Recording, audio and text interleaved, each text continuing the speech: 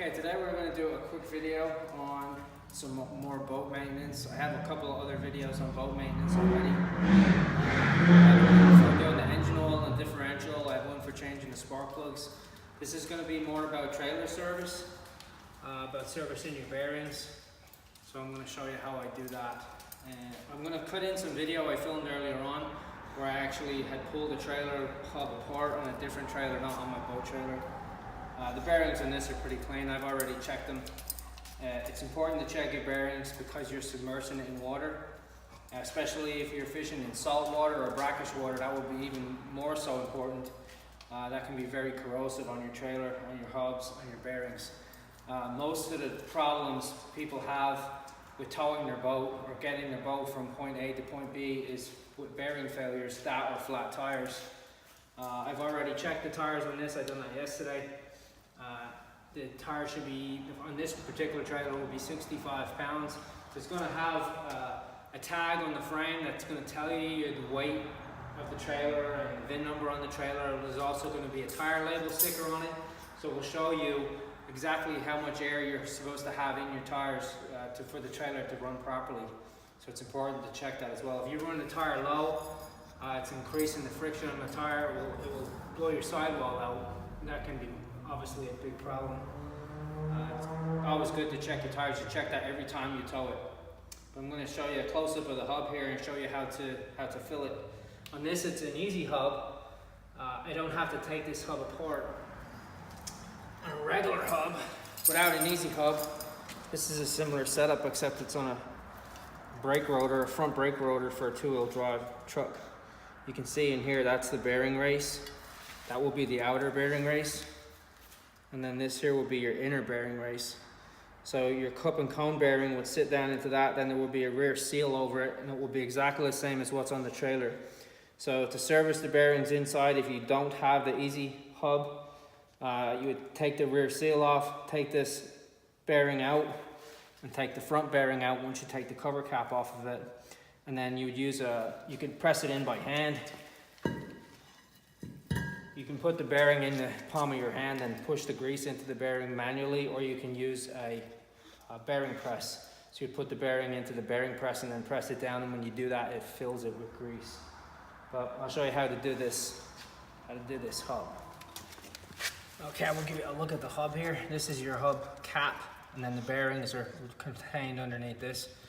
Now if you have an easy hub, it's going to have a little rubber cover on the outside of it like this.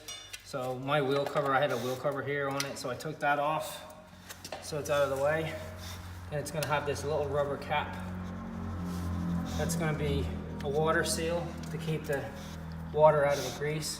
And you can see in here, you can see the grease is already full in this, so I know it's good. I've already checked these.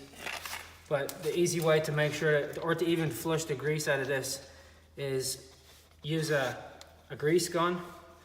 There's a little grease nipple on the outside of it. Photo bomber. You put the grease gun right on it and then just pump it. And if I pump it a little bit here, you'll actually see the grease pushing out. And you see how the grease pushed out? That's telling me that the hub is full, so I don't need to put any more grease in there. I want that out because it's going to sling it. You want to use on a marine trailer, you want to use marine grease or a four-wheel drive grease. What? Oh, I know. The grease is specially formulated to resist water, so it throws the water out. Oh, he's going for the camera. So when you're done with that, put your cap back on and make sure that the cap is tight. And it's as easy as that. You can actually flush all the grease out of this bearing using this technique. You make sure the gun is full. You can put the grease cap on it and then pump it. And then when you pump it, it will actually pump all the old grease from the back of that hub out through the front. So it will actually flush all the grease out of it. It's a good idea to do that at least once a year, especially if you use your boat a lot. Are you shaking the camera? Huh? Are you shaking the camera? What? Oh man! Now I'm gonna be slobbery. Oh boy. Okay, we're gonna pull the wheel bearing nut off of here for a regular hub. Get that cotter pin out of there. There it goes. Nut shouldn't be on too tight. Usually they're only hand tight. It's got a little bit of wear on it.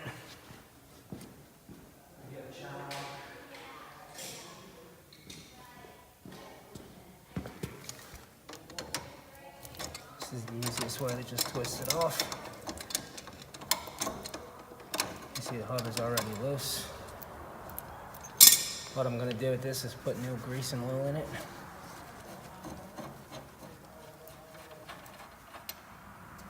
Get the nut.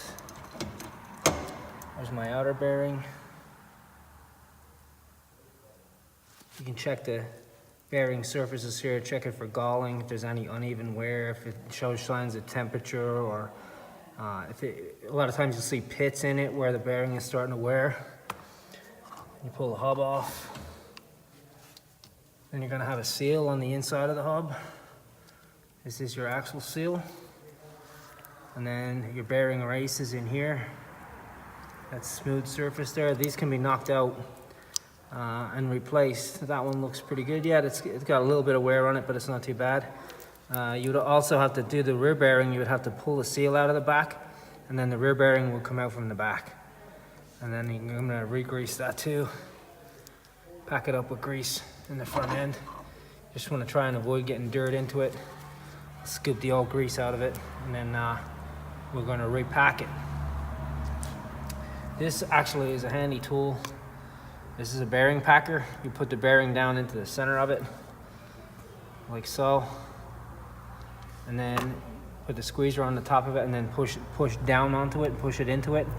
And when you do that, it pressure fills the grease from the bottom into the bearing, and it completely submerges all the bearing rollers in there in grease. Really handy tool. It makes it much easier to do that. Okay, you're definitely gonna wanna wear gloves doing this. As you can see, it's gonna get quite messy. We're gonna replace the grease I took out of the hub.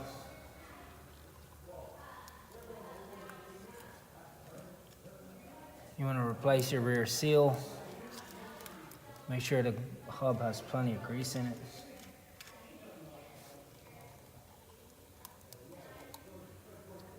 Grease the race.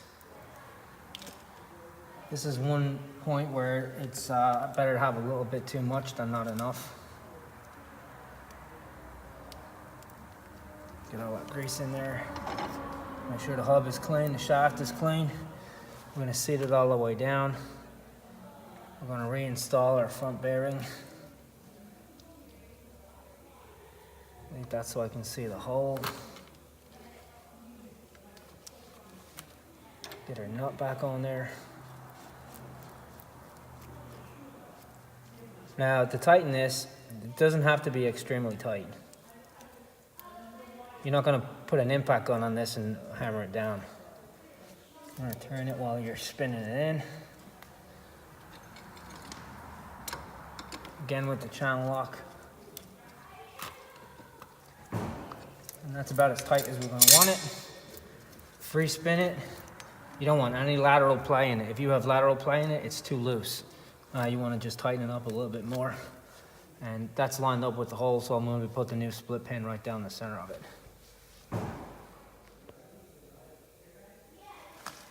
And there's our new split pin. Knock that in. Get it facing front and rear where I want it. Grab the front of it, peel it up over, knock that flat.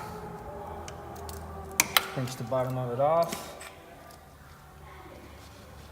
Clean out my cap.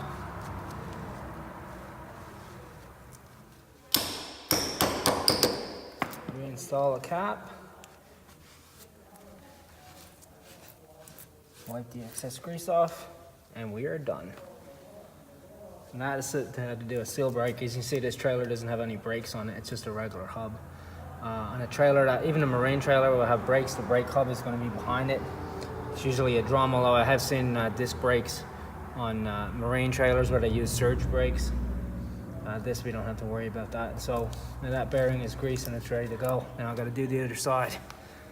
Okay, a quick tip here about trailer wheels, or any wheel for that matter. You can see here on this trailer tire that, or the wheel here, I'm going to put the lug nuts in it. You can see it's a little bit rusty of course, but where the lug nut sits against is a forcing cone. You can see here on the wheel I have off, it's a raised section in the wheel. That is there to make sure that the lug nut grips onto that wheel. This wheel will fit on backwards. Alright, the wheel will mount like that. But you see this side of it has a concave cut, not a convex cut. Do not put your wheel on backwards, even though it will fit on backwards, because what will happen is when you don't have the forcing cone here for the lug nut to mate down into, when you're driving it down the street, the wheel will come off and it will go right down the highway, right past you. That's not a good deal. So make sure when you put your tires back on your trailer that they are the right way around. The wheels are the right way around. The nut is going to go into that cone. I see a lot of times people bring me in trailers and they have the wheels on backwards, believe it or not. And the wheel will come loose. It's a 100% guarantee it won't tighten up because the lug nut won't seat properly in the wheel. Okay, to check and make sure that your bearing is tight, obviously if you spin the wheel, if you hear it grinding or you hear any noise in there,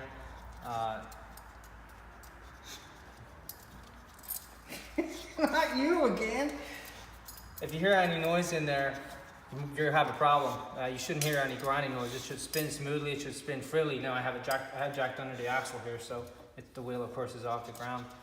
But you don't want to make the bearing nut too tight. If you do take it apart, you don't want to leave it too loose. If you wiggle the wheel top to bottom and you have free play in it, it's too loose.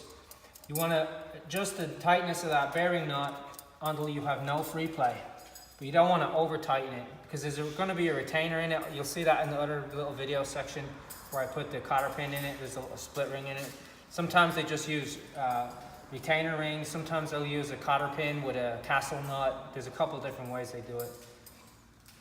But the easiest way to check it is to push up and down on the wheel. So I'm forcing it this way and also this way. If you feel that wheel moving, you need to tighten that bearing. Tighten it, like I said, you have no free play and then you have free spin. You don't want to over tighten it. It will expand a little bit once it gets hot, so you don't want it loose. Looseness will cause bearing wear. So the more you tow the trailer, the quicker it's going to wear out those bearings. But that's something to always make sure that you check, especially before you go on long trips. What? Okay, I know the light is poor because it's coming right in the window, but here's a shot of your trailer sticker. So here it shows you the weight and the VIN number. And then the sticker here is going to be for your tires. And it's going to show you what your recommended tire size is and what your recommended tire pressure is. And you can see on this one, it's 65 PSI. Okay, we're going to need a 14mm wrench. And we're going to need a voltmeter. I'm going to check our battery. Okay, we're going to switch the trolling motor battery out. I already tested this battery, it's not good. You've probably seen some of my videos last year where I told you the trolling motor battery was going, so I'm going to switch this out. That's what we needed the 14mm wrench for. Take that off. Unhook our terminals. It's kind of awkward to get at this battery in this boat. It's underneath the floor, right underneath the seat pedestal here. So that's the old one. Here's the new one. Our wires back up here. Red to positive. Black to negative. You hear it actually beep in there, it just came on. The saver.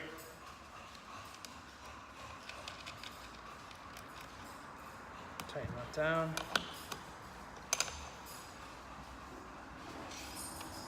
Positive first.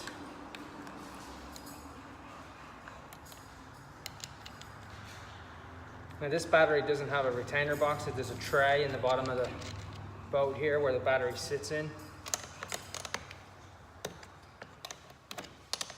I'm going to have to change the cranking battery on it as well. Both the batteries were original, so it's time for new. Make sure those are nice and tight. Check it with the voltmeter, make sure we got good continuity. 12.56, a new battery is going to be 12.6 volts. That should be a static standing charge on any new battery. That's what it should be. If it's lower than that, the battery is weak or it's not fully charged. I checked this one, it's only got 12.4, which doesn't sound like a lot, but the capacity on this battery is diminished because I've charged it and drained it and charged it. So let's get this back in. Put the cover back on. It's gonna go in sideways. Down into the slot.